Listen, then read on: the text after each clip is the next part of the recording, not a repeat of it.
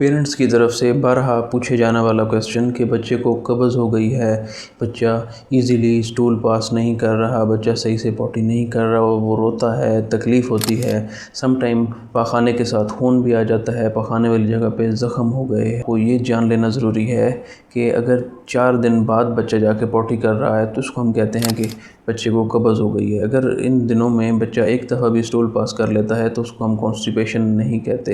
اور جو دوسری بڑی وجہ ہے وہ یہ ہے کہ بچوں کی ڈائٹ پراپر نہیں ہوتی۔ انفارچونیٹلی پاکستان میں زیادہ تر بچے غذائی کمی کا شکار ہیں، تو جو چیز بچہ کھائے گا الٹیمیٹلی پوٹی اس کے اکارڈنگلی آ رہی ہوتی ہے۔ پاکستان میں زیادہ تر بچے لیکوڈ ڈائٹ پہ ہوتے ہیں، پیرنٹس بچوں کی جو لیکوڈ انٹیک ہے اس کو آپٹیمائز نہیں کر رہے ہوتے، جس کی وجہ سے کھانا بھی نہیں کھا پا رہا ہوتا اور بچوں میں بے شمار مسائل بن رہے ہیں۔ لیکوڈ جو انٹیک ہے بچے کا وہ آپ نے کم کرنا ہے، آپ نے فائبرز والی ڈائٹ بچوں کو دینی ہے۔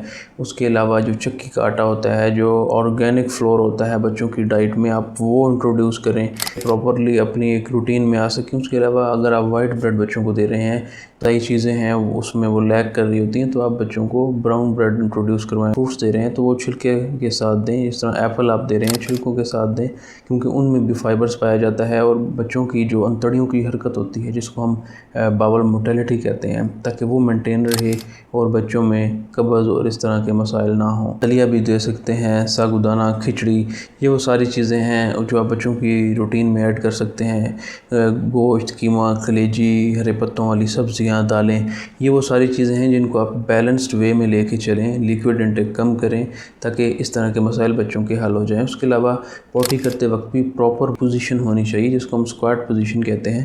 جب بچہ اسکواٹ پوزیشن میں بیٹھے گا تو ہی وہ ایزیلی سٹول پاس کر سکے گا۔